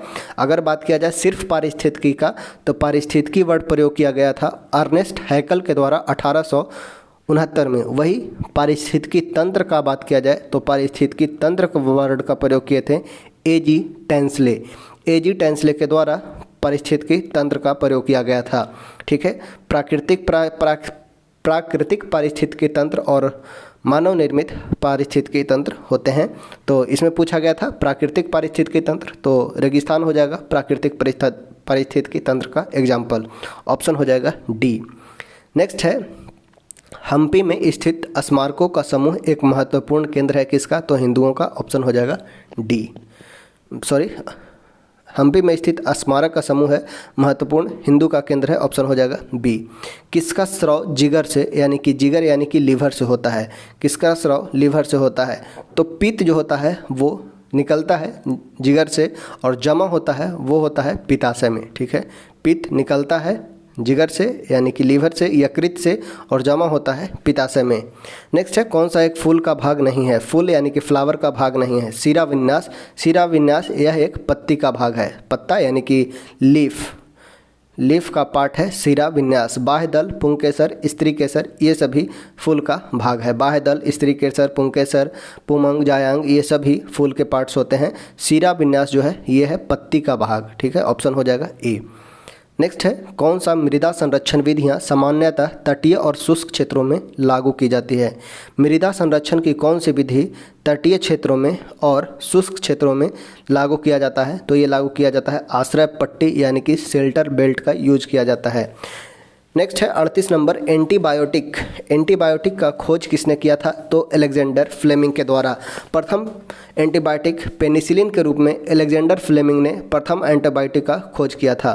पेनिसिलिन जो एक एंटीबायोटिक है और प्रथम बार पेनिसिलिन का ही खोज किया गया था एंटीबायोटिक के रूप में अलेक्जेंडर फ्लेमिंग के द्वारा। ऑप्शन हो जाएगा बी। नेक्स्ट है मेथनॉल का रासायनिक सूत्र। मेथनॉल का रासायनिक सूत्र क्या होगा? तो CH3OH। OH फंक्शनल ग्रुप हो जाएगा और मिथ ऑल, अगर ऑल आएगा तो OH इसका फंक्शनल ग्रुप हो जाएगा और मिथ का यानी कि CH3 हो जाएगा। CH3OH मिथनॉल का रासायनिक सूत्र होगा। वही एथेनॉल का बात किया जाए तो C2H5 हो जाएगा एथेनॉल का। मेथनॉल हो जाएगा CH3OH। ऑप्शन हो जाएगा सी। परमाणु बंधन क्यों बनाते हैं? परमाणु बंध यानी कि बॉन्ड क्यों बनाते हैं? तो स्थितिज ऊर्जा को घटाने के लिए और स्थिरता प्राप्त करने के लिए परमाणु बंध बनता है, स्थितिज ऊर्जा को घटाने और स्थिरता प्राप्त करने के लिए। ऑप्शन हो जाएगा ए। नेक्स्ट है कौन सी मृदा संरक्षण की एक विधि नहीं है? मृदा संरक्षण की कौन सी एक विधि नहीं है? शेल्टर बेल्ट, शुष्क क्षेत्र और लवणीय क्षेत्र में शेल्टर बेल्ट का यूज किया जाता है। इंटरक्रॉपिंग यानी कि एक साथ दो फसलों की बुआई कर दी जाती है। रॉक डैम यानी कि पत्थर लगाकर पानी को रोक दिया जाता है। यह भी एक मृदा संरक्षण का प्रकार है। ओवर ग्रेजिंग बात किया जाए यानी कि अति चराई। ओवर मतलब ज़्यादा होता है और ग्रेज मतलब चरना, यानी कि अति चराई जो है यह एक प्रकार का मृदा संरक्षण की विधि नहीं है। अति चराई यानी कि जहाँ पे चराई ज़्यादा होगा, जानवर मवेशी ज़्यादा चरेंगे, मतलब चराई ज़्यादा होगा यानी कि कल्टीवेशन वहाँ पे ज़्यादा होगा, तो मृदा का संरक्षण नहीं बल्कि मृदा का कटाव होगा। अर्थात ओवर ग्रेजिंग जो है मृदा संरक्षण की विधि नहीं है। ऑप्शन हो जाएगा डी। ओवर ग्रेजिंग मृदा संरक्षण नहीं, मृदा कटाव का एक विधि हो जाएगा। नेक्स्ट है निम्नलिखित में से किस प्रकार का पानी अशुद्धियों से पूर्णतः मुक्त होता है, यानी कि शुद्ध पानी होता है? तो ये होता है आशुद्ध जल यानी कि डिस्टिल्ड वाटर आशुद्ध जल अशुद्धियों से पूर्णतः मुक्त होता है। नेक्स्ट है मिल्बेसाइसिन के उन्मूलन के प्रयोग में किया जाता है। तो यह एक कृषि कीट के उन्मूलन में प्रयोग किया जाता है। मिल्बेसाइसिन यह एक रासायनिक दवा है। मिल्बेसाइसिन यह एक प्रकार का रासायनिक दवा है जिसे कृषि कीटक के उन्मूलन में प्रयोग किया जाता है। ऑप्शन हो जाएगा बी। नेक्स्ट है पृथ्वी सूर्य के चारों ओर घूमता है। पृथ्वी यानी कि अर्थ सूर्य के चारों ओर घूमता है। इस सिद्धांत को पेश करने वाले प्रथम व्यक्ति कौन थे? तो वे थे कोपरनिकस के द्वारा बतलाया जाता है पृथ्वी सूर्य के चारों ओर घूमता है। ऑप्शन हो जाएगा बी। एक घूर्णन वस्तु पर हर बिंदु पर एक समान होता है। एक घूर्णन वस्तु पर क्या हर बिंदु पर एक समान होगा? तो ये होगा कोणीय वेग प्रत्येक बिंदु पर समान होता है। ऑप्शन हो जाएगा डी। नेक्स्ट है कौन सा स्थान भारतीय अंतरिक्ष कार्यक्रमों से संबंधित नहीं है? कौन सा स्थान भारतीय अंतरिक्ष कार्यक्रम से संबंधित नहीं है? अब्दुल कलाम द्वीप उड़ीसा में स्थित है। श्री पेरम्बदूर ये नहीं हो जाएगा। पेरम्बदूर भारतीय अंतरिक्ष कार्यक्रम से संबंधित नहीं है। थुम्बा रॉकेट लॉन्चिंग सेंटर है। श्रीहरिकोटा भी रॉकेट लॉन्चिंग सेंटर है। तो ऑप्शन हो जाएगा बी। पेरम्बदूर नहीं होगा। पेरम्बदूर जो है वो है तमिलनाडु में स्थित है, तमिलनाडु में। नेक्स्ट है परम सुपर कंप्यूटर किस पीढ़ी का कंप्यूटर है? परम बात किया जाए तो परम 8000 प्रथम बार सुपर कंप्यूटर में परम 8000 आया था और वो 5वां पीढ़ी का कंप्यूटर हो जाएगा जिसका बनाया गया 1991 में। 1991 में परम कंप्यूटर का खोज हुआ 1991 में और यह 5वां पीढ़ी का सुपर कंप्यूटर है। ऑप्शन हो जाएगा सी। निम्नलिखित में से क्या 4 बिट्स के समूह का एक अन्य नाम है? 4 बिट्स इक्वल टू होता है 1 निब्बल। ऑप्शन हो जाएगा A. 4 bits equal to 1 nibble. Option हो जाएगा ए। नेक्स्ट है पश्चिमी घाट में स्थानांतरित कृषि को किस नाम से जाना जाता है? तो स्थानांतरित कृषि, विभिन्न भागों में स्थानांतरित कृषि को अन्य नाम दिया गया है, जैसे पश्चिमी घाट में इसे कुमारी कहा जाता है, ऑप्शन हो जाएगा डी। वहीं मध्य प्रदेश और बस्तर एरिया में, मध्य प्रदेश के बस्तर क्षेत्र में इसे दहिया के नाम से जाना जाता है। स्थानांतरित कृषि जो सबसे अधिक होती है वो होती है नागालैंड में। नागालैंड में सबसे अधिक स्थानांतरित कृषि होता है और भारत में विभिन्न क्षेत्रों में स्थानांतरित कृषि के विभिन्न नाम हैं, जिसमें पश्चिमी घाट में इसे कुमारी कहा जाता है, वहीं मध्य प्रदेश में दहिया कहा जाता है। नेक्स्ट है विंध्यन शैलों में जिसके बृहद भंडार पाए जाते हैं वह है, अर्थात विंध्यन शैल में किसके बृहद भंडार पाए जाते हैं, तो ये हो जाएगा चूना पत्थर का, ऑप्शन हो जाएगा ए, चूना पत्थर का बृहद भंडार पाया जाता है। किस भारतीय राज्य के पास ताप ऊर्जा से सर्वाधिक शक्ति उत्पादन क्षमता है, अर्थात थर्मल पावर जनरेशन सबसे ज़्यादा किस राज्य में होता है, तो वो होता है महाराष्ट्र में, ऑप्शन हो जाएगा सी। सबसे अधिक जो प्रोडक्शन होता है पावर का वो होता है थर्मल पावर प्लांट से ही, थर्मल पावर प्लांट यानी कि एनटीपीसी के द्वारा ही सर्वाधिक ऊर्जा का प्रोडक्शन होता है, ऑप्शन हो जाएगा महाराष्ट्र सबसे अधिक ताप ऊर्जा प्राप्त करता है, महाराष्ट्र। राष्ट्रीय राजमार्ग के बारे में कौन सा कथन सही नहीं है, नेशनल हाईवे के बारे में। NH-44 भारत का सबसे लंबा राष्ट्रीय राजमार्ग है, बिल्कुल। NH-44 जो है भारत का सबसे बड़ा राष्ट्रीय राजमार्ग है, जिसकी लंबाई 3745 किलोमीटर है, 3745 किलोमीटर NH-44 की लंबाई है। बात किया जाए NH-47 से, सबसे छोटा राष्ट्रीय राजमार्ग है जिसका लंबाई है 5.9 किलोमीटर। NH-8 भारत का सबसे छोटा राष्ट्रीय राजमार्ग है, नहीं, यह गलत हो जाएगा हमारा। NH-8 भारत का सबसे छोटा राष्ट्रीय राजमार्ग नहीं है, इसका जो लंबाई हो जाएगा वो हो जाएगा 2807 किलोमीटर, 2807 किलोमीटर NH-8 का लंबाई है। NHAI national highway authority of India को राष्ट्रीय राजमार्गों के विकास, अनुरक्षण और प्रबंधन का प्राधिकार है, बिल्कुल सही है।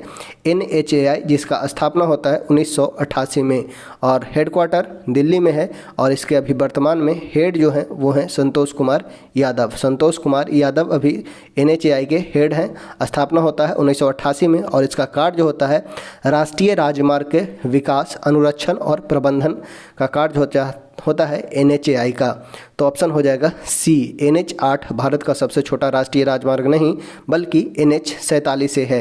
NH-47 से भारत का सबसे छोटा राष्ट्रीय राजमार्ग है जिसकी लंबाई 5.9 किलोमीटर है। वही सबसे बड़ा जो है वो है NH-44 जिसका लंबाई 3745 किलोमीटर है। आगे चलते हैं, अगला क्वेश्चन है 53। भारत में किस तटीय प्रदेश में उत्तर पूर्वी मानसून से वर्षा होती है, उत्तर पूर्वी मानसून से वर्षा होती है, तो ये होता है कोरोमंडल तट पे। उत्तर और पूर्वी अर्थात इससे वर्षा होगी तो ये हो जाएगा कोरोमंडल तट, तमिलनाडु में। तमिलनाडु में जो वर्षा होता है वो लौटते हुए मानसून से होता है और ये हो जाएगा कोरोमंडल तट। कोंकण तट का बात किया जाए तो कोंकण तट है गुजरात और महाराष्ट्र के एरिया में, कोंकण तट गुजरात तट हो जाएगा। मालाबार तट केरल में हो जाएगा, मालाबार तट। कोरोमंडल तट नीचे हो जाएगा तमिलनाडु के एरिया में। तो तमिलनाडु में लौटती मानसून के कारण वर्षा होती है और यह उत्तरी पूर्वी मानसून से वर्षा होती है, ऑप्शन हो जाएगा डी। कौन सा युग्म सही सुमेलित नहीं है, मोरक्को का राजधानी मोरक्को का राजधानी रबात, बिल्कुल सही है। ट्यूनीशिया के ट्यूनिस, अल्जीरिया का अल्जीरियस, बोत्सवाना का बमाको नहीं, बोत्सवाना का राजधानी है गैबोन बोत्सवाना का राजधानी है, यानी कि ऑप्शन हो जाएगा डी। बोत्सवाना का राजधानी गैबोन, बमाको नहीं। नेक्स्ट है, भारतीय संविधान में प्रस्तावना में उल्लेखित कौन सा क्रम सही है। सामाजिक, आर्थिक, राजनीतिक न्याय, यानी कि 3 प्रकार के न्याय का वर्णन किया गया है। न्याय के बाद जो है वो हो जाएगा समानता, न्याय के बाद है समानता, स्वतंत्रता और बंधुता। न्याय, समानता, स्वतंत्रता और बंधुता, ऑप्शन हो जाएगा 1 3 2 4, 1 3 2 4, ऑप्शन हो जाएगा बी। बात किया जाए प्रस्तावना का, तो प्रस्तावना उद्देश्य प्रस्ताव ही प्रस्तावना बना था। उद्देश्य प्रस्ताव को ही 13 दिसंबर 1946 को उद्देश्य प्रस्ताव पेश किया जाता है जो बाद में प्रस्तावना का रूप लेता है, ठीक है। तो इसमें 3 प्रकार के न्याय, 5 प्रकार के स्वतंत्रता, 2 प्रकार के समानता और 1 प्रकार के बंधुत्व का वर्णन किया गया है, ठीक है। तो ऑप्शन हो जाएगा 1 3 2 और 4। अगला है 56 नंबर, भारतीय संविधान के संसदीय विशेषाधिकार की विशेषता कहाँ से लिया गया है। संसदीय विशेषाधिकार यानी कि संसद को जो विशेष अधिकार प्राप्त है आर्टिकल 105 और 194 के तहत, वो कहाँ से लिया गया है तो ब्रिटेन से। संसदीय विशेषाधिकार जो है वर्णन किया गया है 105 में, 105 में केंद्र में और 194 194 में राज्य के संसदों को, राज्य में विधानसभा और विधान परिषद के सदस्यों को विशेषाधिकार प्राप्त होता है। वही लोकसभा राज्यसभा के सदस्यों को 105 के अनुसार इन्हें विशेषाधिकार दिया गया है। तो संसदीय विशेषाधिकार लिया गया है कहाँ से, तो यह लिया गया है ब्रिटेन के संविधान से। संसदीय विशेषाधिकार लिया गया है ब्रिटेन से, ऑप्शन हो जाएगा सी। नेक्स्ट है, वर्ष 1956 के राज्य पुनर्गठन अधिनियम द्वारा कितने राज्य और संघीय क्षेत्र की स्थापना की गई थी, तो 14 राज्य और 6 संघीय क्षेत्र का, 14 राज्य एवं 6 संघीय क्षेत्र का। भारतीय संविधान के निम्नलिखित में से किस भाग के तहत गोपनीयता के अधिकार का उल्लेख किया गया है, तो गोपनीयता के अधिकार का उल्लेख आर्टिकल 19 में किया गया है, तो ऑप्शन हो जाएगा ए और ये हो जाएगा भाग 3। भाग 3 में मूल अधिकार का वर्णन किया गया है 12 से 35 तक, 12 से 35 तक मूल अधिकार का वर्णन किया गया है जो लिया गया है अमेरिका से। भाग 1 में राज्यों का संघ बतलाया गया है, 2 में नागरिकता का वर्णन है, 3 में मौलिक अधिकार का और 4 में डीपीएसपी का वर्णन है, राज्य के नीति निर्देशक तत्व का। यहाँ पूछा गया था गोपनीयता के अधिकार, गोपनीयता का अधिकार है राइट टू प्राइवेसी, गोपनीयता यानी कि ये हो जाएगा 19 नहीं, राइट टू प्राइवेसी है आर्टिकल 21 में, गोपनीयता का अधिकार 21 के तहत है, ऑप्शन हो जाएगा ए भाग 3 आर्टिकल 21। नेक्स्ट है, भारतीय संविधान में कौन सा अनुच्छेद राष्ट्रपति के पद के लिए पुनः निर्वाचन की योग्यता निर्धारित करता है, यानी कि दोबारा नियुक्ति, राष्ट्रपति दोबारा नियुक्त हो सकते हैं, ऐसा किस आर्टिकल में वर्णन किया गया है, तो ये हो जाएगा 57 में।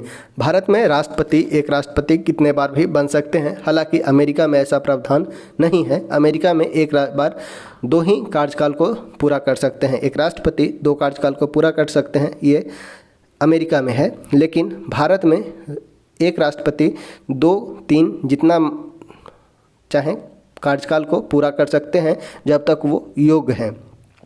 57 में दोबारा नियुक्ति का बात किया गया है और एकमात्र राष्ट्रपति रहे हैं डॉक्टर राजेंद्र प्रसाद जो 2 कार्यकाल को पूरा किए हैं, एकमात्र राष्ट्रपति राजेंद्र प्रसाद ही रहे हैं जो 2 कार्यकाल को पूरा किए हैं। लोकसभा में सामान्यतः कितने सत्र होते हैं, बात किया जाए लोकसभा का, तो लोकसभा का वर्णन अनुच्छेद 81 में किया गया है, ठीक है, 81 में लोकसभा का वर्णन।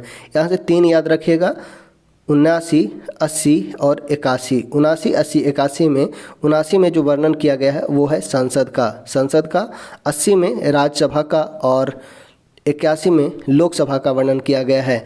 और लोकसभा में 3 सत्र का वर्णन किया गया है वो है 85 में, ठीक है। 85 के अनुसार 85, 86 और 87 को भी इसी तरह याद रखिएगा।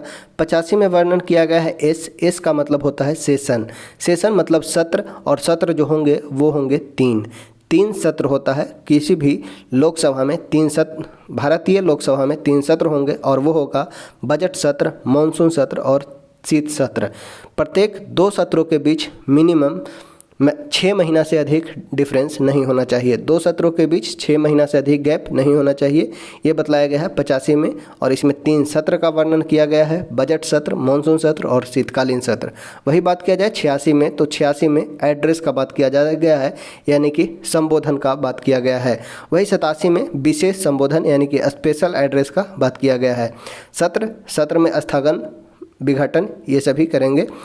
सामान्यतः कितने सत्र होते हैं, तो 3 सत्र होते हैं, बजट, मानसून और शीत, 3 याद रखना है और ये 85 के अनुसार होता है, ऑप्शन हो जाएगा डी। नेक्स्ट है, प्रसिद्ध उपन्यास अनटचेबल किसके द्वारा लिखा गया है, तो ये लिखे हैं मुल्कराज आनंद, ऑप्शन हो जाएगा सी। अनटचेबल के लेखक हैं मुल्कराज आनंद। कौन सा एक क्षुद्र ग्रह नहीं है, क्षुद्र ग्रह यानी कि क्षुद्र ग्रह जो पाया जाता है वो ये हमारा सन है, उसके बाद मरकरी, वेनस, अर्थ, मार्स और ये है जुपिटर। मंगल और बृहस्पति के बीच क्षुद्र ग्रह पाए जाते हैं और इसमें कौन सा नहीं है, तो यह है हेली। हेली है एक प्रकार का धूमकेतु है। हेली एक प्रकार का धूमकेतु है जो 1986 में 1986 में पहले दिखा था। अब यह पुनः 2062 में दिखेगा। 2062 में अर्थात 76 वर्षों के अंतराल पे हेली धूमकेतु दिखाई देती है। ठीक है, अर्थात यह एक क्षुद्र ग्रह नहीं है। ऑप्शन हो जाएगा डी। हेली है एक प्रकार का धूमकेतु जो प्रीवियस 1986 में दिखाई दिया था, अब की बार 2062 में दिखाई देगा और ये 76 वर्ष के अंतराल पे दिखाई देता है। नेक्स्ट है अंतर्राष्ट्रीय सौर गठबंधन के संबंध में कौन सा कथन सही है। अंतर्राष्ट्रीय सौर गठबंधन यह भारत और जापान के प्रधानमंत्री द्वारा शुरू की गई, नहीं जापान नहीं फ्रांस, संयुक्त राष्ट्र के सभी सदस्य देश ISA में शामिल होने के पात्र हैं। तो बिल्कुल सही है, संयुक्त राष्ट्र के सभी देश इंटरनेशनल सोलर एलियंस में सम्मिलित होने के लिए पात्र हैं। ऑप्शन हो जाएगा बी, केवल दूस सही है। ISA का बात किया जाए तो इसका स्थापना 2015 में होता है और इसका हेडक्वार्टर जो है भारत में एकमात्र अंतर्राष्ट्रीय संस्थान जिसका मुख्यालय भारत में है वो है अंतर्राष्ट्रीय सौर गठबंधन और मुख्यालय है गुरुग्राम में इसका मुख्यालय है। ऑप्शन हो जाएगा दो। संयुक्त राष्ट्र के सभी सदस्य देश ISA में सम्मिलित होने के लिए पात्र हैं।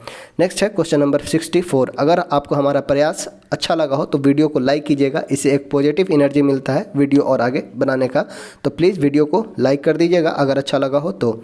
नेक्स्ट चलते हैं 64 नंबर। किस एक विषय पर लोकसभा और राज्यसभा की संयुक्त बैठक नहीं हुई है।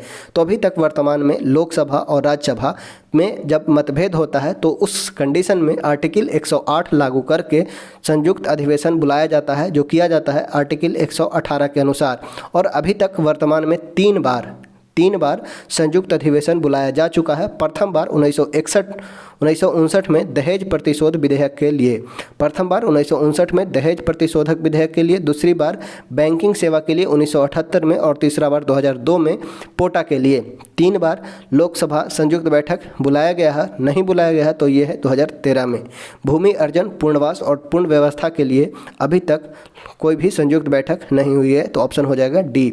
अभी तक वर्तमान में 3 बार संयुक्त बैठक हुई है। प्रथम बार दहेज प्रतिषेध विधेयक 1959 में, बैंकिंग सेवा आयोग निर्देशन विधेयक 1978 में और आतंकवाद निवारण विधेयक 2002 में। अर्थात ऑप्शन डी जो हो जाएगा वो हमारा सही उत्तर हो जाएगा। नेक्स्ट है सबसे कम अवधि के लिए भारत के मुख्य न्यायाधीश कौन बने। सबसे कम अवधि के लिए तो ये हो जाएंगे कमल नारायण सिंह। ये मात्र 18 दिन के लिए 22वें मुख्य न्यायाधीश के रूप में शपथ लेते हैं कमल नारायण सिंह। अभी बात किया जाए तो अभी वर्तमान में 50वें नंबर के मुख्य न्यायाधीश हैं वो हैं DY चंद्रचूड़। ठीक है, CJI chief justice of India हैं DY चंद्रचूड़ और वो हैं 50वें नंबर के। मुख्य न्यायाधीश का बात किया जाए तो इसका वर्णन 124 में किया गया है। मुख्य सर्वोच्च न्यायालय का वर्णन 124 के अंतर्गत किया गया है। नेक्स्ट है सुमेलित करें राज्य और लोकसभा की सीट। कर्नाटक में सीट की जो संख्या है वो है 28। कर्नाटक में सीट की संख्या हो जाएगा 28। वही बात किया जाए केरल में तो केरल में हो जाएगा 21 और असम में बात किया जाए तो असम में सीट की संख्या है 14 और तेलंगाना में है 17। ठीक है, कर्नाटक में 28, केरल में 21, असम में 14 और तेलंगाना में 17। ऑप्शन हो जाएगा ए 4, 3, 1, 2। नेक्स्ट है भारत संसद की सबसे बड़ी समिति कौन सी है। भारत संसद की सबसे बड़ी समिति तो ये हो जाएगा प्राक्कलन समिति। प्राक्कलन समिति में टोटल 30 सदस्य होते हैं और 30 सदस्य लोकसभा से होते हैं। 30 सदस्य होते हैं और 30 लोकसभा से ही होते हैं प्राक्कलन समिति में और इनका कार्यकाल होता है 1 वर्ष का होता है। 1 वर्ष इनका कार्यकाल होता है। प्राक्कलन समिति में सभी लोकसभा से होंगे। अगर बात किया जाए लोक लेखा समिति में तो लोक लेखा समिति में 22 सदस्य होते हैं जिसमें 15 + 7, 15 लोकसभा से और 7 राज्यसभा से होंगे।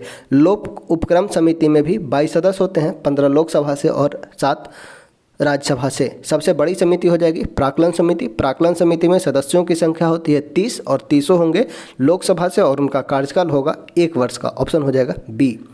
नेक्स्ट है प्रसिद्ध वास्तुकार ली कॉर्बूजियर द्वारा अभिकल्पित पैलेस ऑफ असेंबली नामक एक विधानसभा कहाँ स्थित है। पैलेस ऑफ असेंबली तो ये है चंडीगढ़ में। ऑप्शन हो जाएगा सी। चंडीगढ़ के ली कॉर्बूजियर उसके संस्थापक थे। ठीक है, पैलेस ऑफ असेंबली के। ऑप्शन हो जाएगा सी। नेक्स्ट है 69 नंबर पर्यावरण प्रदर्शन सूचकांक पर्यावरण प्रदर्शन सूचकांक वर्ष 2002 में शुरुआत किया। बिल्कुल सही है। इस सूचकांक को वर्ल्ड इकोनॉमिक फोरम द्वारा जारी किया जाता है। ये भी सही, अर्थात 1 और 2 दोनों सही हो जाएगा। पर्यावरण प्रदर्शन सूचकांक 2002 से प्रारंभ किया गया, जिसे वर्ल्ड इकोनॉमिक फोरम द्वारा जारी किया जाता है। नेक्स्ट है, निम्नलिखित में से कौन आर्सेनिक का बेहतर अवशोषक माना जाता है? आर्सेनिक का बेहतर अवशोषक यह है धान का पौधा। धान का पौधा को आर्सेनिक का बेहतर अवशोषक माना जाता है। नेक्स्ट है, यूनेस्को विरासत स्थल सौर मंदिर। यूनेस्को का विरासत स्थल है सौर मंदिर कहाँ स्थित है? तो ये हो जाएगा तमिलनाडु में। तमिलनाडु में यूनेस्को सौर मंदिर स्थित है। अगर बात किया जाए महाराष्ट्र का, तो महाराष्ट्र में सर्वाधिक यूनेस्को हेरिटेज साइट है और वो है 5।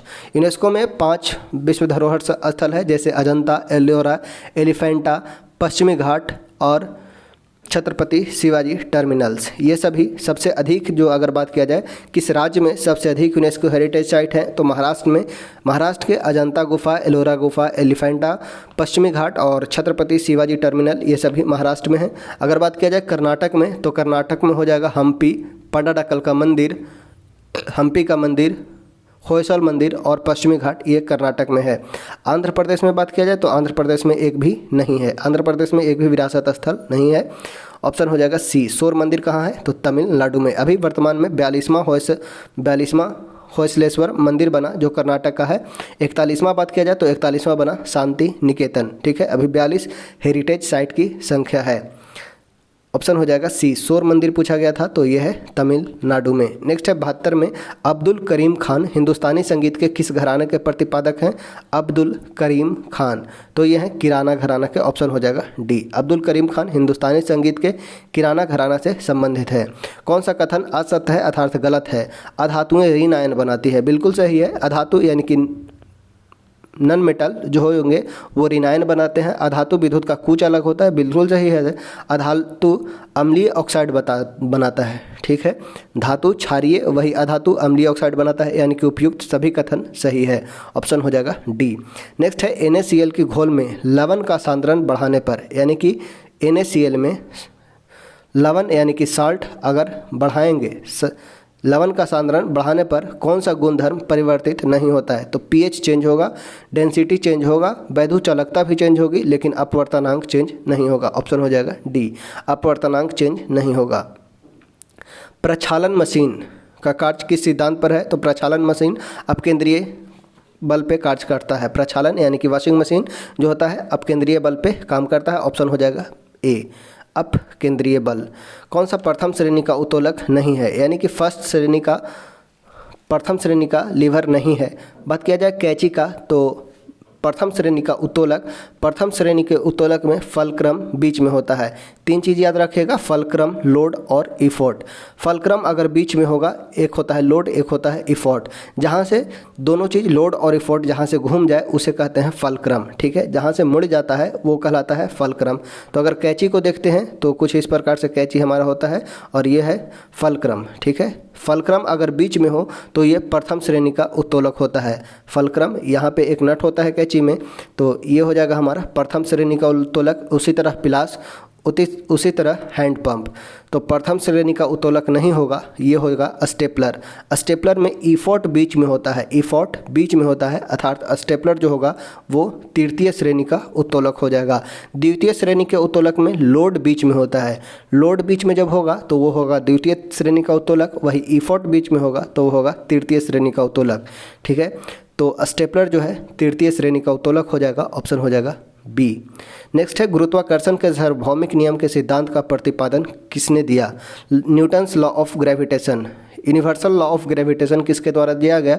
तो न्यूटन्स के द्वारा दिया गया था universal law of gravitation. Universal law के अलावा न्यूटन्स ने न्यूटन्स लॉ ऑफ मोशन दिया। Newton's law of motion Newton के द्वारा दिया गया था, तथा ग्रेविटेशनल लॉ भी न्यूटन के द्वारा ही दिया गया। बात किया जाए केपलर का, तो केपलर ने ग्रहों की गति का नियम दिया केपलर के द्वारा। ऑप्शन हो जाएगा ए।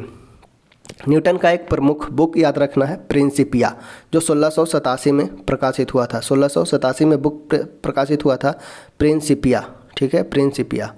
नेक्स्ट है, जब किसी झील की तली से उठकर वायु का बुलबुला ऊपरी सतह पर आता है तो उसके आकार पर क्या प्रभाव होगा? तो यह बढ़ेगा। ऑप्शन हो जाएगा ए, यह बढ़ेगा। नेक्स्ट है टीवी रिमोट में किन तरंग का प्रयोग किया जाता है? तो टीवी रिमोट में अवरक्त किरणें का प्रयोग होता है। ऑप्शन हो जाएगा ए। राष्ट्रीय भौतिकी प्रयोगशाला कहाँ स्थित है? राष्ट्रीय भौतिकी प्रयोगशाला तो यह स्थित है दिल्ली में। ऑप्शन हो जाएगा सी। नेक्स्ट है पृथ्वी की बाहरी और आंतरिक परत के बीच की असंबद्धता को क्या कहलाता है? पृथ्वी की बाहरी और आंतरिक परत के बीच की असंबद्धता। बात किया जाए अगर ये हमारा कुछ पृथ्वी का पार्ट देखते हैं, ये है हमारा क्रस्ट, मेंटल और ये कोर। ठीक है, क्रस्ट, मेंटल, कोर। तो यहाँ पे पूछा गया है पृथ्वी के बाहरी और आंतरिक परत, पृथ्वी के यानी कि क्रस्ट के बाहरी और आंतरिक परत के बीच असंबद्धता क्या कहलाती है? तो याद रखिएगा ये कहलाता है कोनरॉड असंबद्धता। ऑप्शन हो जाएगा सी, कोनरॉड असंबद्धता। ऑप्शन हो जाएगा सी। यहाँ पे होता है ट्रिक, याद रखिएगा दोनों कुछ इस प्रकार से, ये हो जाएगा अपर क्रस्ट और लोअर क्रस्ट के बीच ये होता है कोनरॉड। ठीक है, कोनरॉड असंबद्धता। वही बात किया जाए लोअर क्रस्ट और मेंटल के बीच तो ये हो जाएगा महो असंबद्धता। ठीक है, महो असंबद्धता जो होता है वो लोअर क्रस्ट और मेंटल के बीच, अपर मेंटल और लोअर मेंटल के बीच जो होता है, अर्थात ये जो होगा वो हमारा होगा रेप्टी। ठीक है, ये हो जाएगा रेप्टी असंबद्धता। उसके अलावा बात किया जाए निचली मेंटल और ऊपरी कोर के बीच, निचली मेंटल और कोर के बीच जो होगा वो कहलाएगा गुटेनबर्ग, गुटेनबर्ग। और ऊपरी क्रस्ट और निचली क्रस्ट के बीच जो होगा वो कहला जाएगा लेहमान। ठीक है, लेहमान। और इसे याद रखने के लिए एक वर्ड याद रखेंगे, कौन से याद रखेंगे? कोनरॉड, उसके बाद मारे, तो मारे से याद रखेंगे महो असंबद्धता और रेप्टी। ठीक है, मारे यानी कि माहे और रेप्टी। उसके बाद कौन मारे, उसके बाद याद रखेंगे गुलेल। ठीक है, गुलेल। तो गु से हो जाएगा गुटेनबर्ग और ले से हो जाएगा लेहमान। ठीक है, कौन मारे गुलेल। ट्रिक याद रखिएगा, कोनरॉड, महो, रेप्टी, गुटेनबर्ग और लेहमान। ये डिसकंटिन्यूटी पूछा जाता है क्रस्ट मेंटल कोर के बीच। तो यहाँ पे पूछा गया था बाहरी और आंतरिक परत के बीच, तो ये हो जाएगा कोनरॉड असंबद्धता। ठीक है, इसे आप एक बार पुनः रिपीट करके देख लीजिएगा ताकि क्लियर हो सके। यहाँ पे सभी ऑप्शन दिया गया था तो कन्फ्यूजन ज़्यादा होता है, इसके लिए आप पुनः देख लीजिएगा। क्रस्ट है, मेंटल है, कोर है, तो अपर क्रस्ट और लोअर क्रस्ट के बीच होगा वो हो जाएगा कोनरॉड, और लोअर क्रस्ट और मेंटल के बीच हो जाएगा वो हो जाएगा महो, और अपर मेंटल लोअर मेंटल के बीच रेप्टी, और लोअर मेंटल और कोर के बीच हो जाएगा गुटेनबर्ग, और अपर कोर और लोअर कोर के बीच हो जाएगा लेहमान। ट्रिक है कौन मारे गुलेल। ठीक है, तो यहाँ पे हो जाएगा कोनरॉड असंबद्धता। नेक्स्ट है बास जल डमरूमध्य निम्नलिखित में से किसे अलग करता है? बास जल संधि। बास जल संधि ऑस्ट्रेलिया को तस्मान से, ऑस्ट्रेलिया और तस्मान को अलग करता है। ऑप्शन हो जाएगा ए। बिहार में कितने रामसर स्थल है? तो बिहार में अभी वर्तमान में 2 रामसर स्थल हैं। पहला जो था वो था कांवर ताल झील, कांवर ताल झील। उसके अलावा है नागी नकटी बर्ड सेंचुरी। बिहार में 2 रामसर स्थल हैं और इसी के साथ भारत में 82 रामसर स्थल हो गए हैं। रामसर स्थल जो संबंधित है वो आर्द्रभूमि के संरक्षण से संबंधित है, और वर्तमान में भारत में 82 आर्द्रभूमि हैं, जिसमें बिहार में 2 हैं। प्रथम है कांवर ताल झील जो 39वां के रूप में, और वही नागी नकटी बर्ड सेंचुरी भी है। तो बिहार में कितने रामसर स्थल हैं? 2 हैं, और यह संबंधित है आर्द्रभूमि से। आर्द्रभूमि दिवस जो मनाया जाता है वो मनाया जाता है 2 फरवरी को। 2 फरवरी को मनाया जाता है आर्द्रभूमि दिवस। नेक्स्ट है भारत के किस नदी पर विश्व का सबसे ऊंचा पुल बनाया गया है? भारत के किस नदी पर विश्व का सबसे ऊंचा पुल बनाया गया है? तो रेलवे के द्वारा चिनाब नदी पर। ऑप्शन हो जाएगा ए, चिनाब नदी पर सबसे ऊंचा पुल बनाया गया है। किस सूफी संत के विचारों को सिख के धर्म ग्रंथ आदि ग्रंथ में संकलित किया गया? तो बाबा फरीद का। ऑप्शन हो जाएगा ए। सल्तनत काल में भू राजस्व का सर्वोच्च ग्रामीण अधिकारी कौन कहलाता था? तो ये होता था चौधरी। सल्तनत काल में भू राजस्व का सर्वोच्च ग्रामीण अधिकारी चौधरी कहलाता था। ऑप्शन हो जाएगा ए। नेक्स्ट है पतंजलि के महाभाष्य किस वंश के इतिहास का पता चलता है?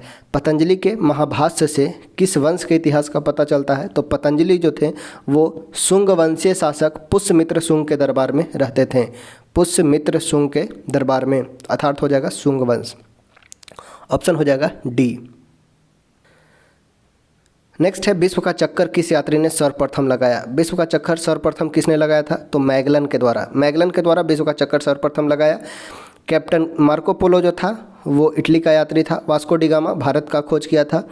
कौन सा मूल निवासी को रेड इंडियन कहा जाता है? रेड इंडियन कहा था अमेरिका के मूल निवासियों को, उत्तरी अमेरिका के मूल निवासियों को रेड इंडियन कहा गया था।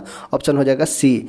नेक्स्ट है, फ्रैंकफर्ट की संधि कब हुई थी? तो फ्रैंकफर्ट की संधि हुई 1871 में। ऑप्शन हो जाएगा डी। फ्रैंकफर्ट की संधि 1871 में। हाजीपुर और समस्तीपुर का संस्थापक था। हाजीपुर और समस्तीपुर का संस्थापक कौन था? तो हाजी इलियास था। ऑप्शन हो जाएगा ए, हाजी इलियास। बिहार में सैनिक अभियान आयोजित करने वाला सुल्तान कौन सा था? बिहार में सैनिक अभियान आयोजित करने वाला सुल्तान था इल्तुतमिश। इल्तुतमिश जो है इसे दिल्ली सल्तनत का वास्तविक संस्थापक माना जाता है। इसने शुद्ध अरबी सिक्के चलाए थे तथा इसके द्वारा ही तुर्कान चिहलगानी का गठन किया गया था। इसके द्वारा भारत में प्रथम बार शुद्ध अरबी सिक्के चलाए जाते हैं। तांबे के जीत तल भी चलाए जाते हैं। ऑप्शन हो जाएगा ए। सैनिक अभियान किया था प्रथम बार बिहार में, वो था इल्तुतमिश। इसने खलीफा के द्वारा वैधानिक सुल्तान की उपाधि प्राप्त की थी। नेक्स्ट है, पटना कलम संबंधित है किस चीज़ से? तो पटना कलम, मधुबनी पेंटिंग, ये सभी चित्रकला से संबंधित है। बिहार में 3 कला फेमस है, पटना कलम, मधुबनी पेंटिंग और मंजूषा कला। ऑप्शन हो जाएगा बी, ये सभी चित्रकला से संबंधित है। ऑप्शन हो जाएगा चित्रकला से। भारतीय अर्थव्यवस्था की क्या विशेषता है? तो कृषि प्रधान है। भारतीय अर्थव्यवस्था जो है वो कृषि प्रधान है। असंगठित क्षेत्र है और मुद्रा कृषि प्रधान है। तकनीकी पिछड़ापन है। मिश्रित अर्थव्यवस्था है, अर्थात उपयुक्त सभी हो जाएगा। भारतीय अर्थव्यवस्था की विशेषता कृषि प्रधान समाज, तकनीकी पिछड़ापन और मिश्रित अर्थव्यवस्था। ऑप्शन हो जाएगा टी। भारतीय राष्ट्रीय आय की गणना करने का एक समस्या क्या है? भारतीय राष्ट्रीय आय की गणना करने का एक प्रमुख समस्या होता है असंगठित क्षेत्र। ऑप्शन हो जाएगा बी। नेक्स्ट है, आर्थिक विकास सामान्यतः युग्मित होता है किसके साथ? आर्थिक विकास सामान्यतः स्फीति के साथ युग्मित होता है। ऑप्शन हो जाएगा ए। जेनेटिक उद्योग में सम्मिलित है। जेनेटिक उद्योग में सम्मिलित है क्या? तो कृषि, अर्थात अगर पिता कृषि कर रहे हैं तो पुत्र भी कृषि ही करेगा। यह है जेनेटिक उद्योग, ये संबंधित हो जाएगा कृषि। नेक्स्ट है, वाइल। वाइल एक उपकरण है जो संलग्न है किस चीज़ से? वाइल इंडिया लिमिटेड, यह है तेल के अनुसंधान से। ऑप्शन हो जाएगा सी। वाइल इंडिया लिमिटेड एक उपक्रम है जो संलग्न है तेल के अनुसंधान से। जीएसटी लागू किया गया कब? तो 1 जुलाई 2017 को। जीएसटी भारत में लागू किया गया, यह फ्रांस के मॉडल पर स्थित है। फ्रांस जो था प्रथम देश था जो जीएसटी लाया था और भारत जो है 161वां देश बना है जीएसटी लागू करने वाला। और यह लागू जो हुआ है 1 जुलाई 2017 को। 1 जुलाई 2017 को लागू किया गया भारत में जीएसटी। भारत में दीर्घकालीन राजकोषीय नीति की घोषणा किस वित्त मंत्री द्वारा किया गया था? भारत में दीर्घकालीन राजकोषीय नीति की घोषणा किस वित्त मंत्री के द्वारा किया गया था? तो ये थे वीपी सिंह। इस प्रकार से आज हम लोगों ने देखा 100 क्वेश्चन। ठीक है, 100 क्वेश्चन को कंप्लीट किया और कंप्लीट करने में हम लोगों ने अपना टाइम दिया। तो वीडियो को पूर्ण रूप से देखने के लिए धन्यवाद। अगर आपको वीडियो इन्फॉर्मेटिव लगा हो और पसंद आया हो तो वीडियो को लाइक कीजिएगा। एक लाइक से हमारा मोटिवेशन बढ़ता है ताकि हम आगे वीडियो को और अच्छे तरह से आपके लिए डिलीवर कर सकें। तो वीडियो को एक लाइक ज़रूर कीजिएगा और कोई भी अगर सुझाव देना चाहते हैं, कोई भी प्रॉब्लम है तो आप कमेंट सेक्शन में कमेंट करके बतला सकते हैं। तो चलिए वीडियो को समाप्त यहीं पे करते हैं। अगला वीडियो नेक्स्ट सेट नंबर होगा, वो होगा हमारा 13 सेट नंबर। आज यहीं पे इस वीडियो को करते हैं समाप्त। ओके।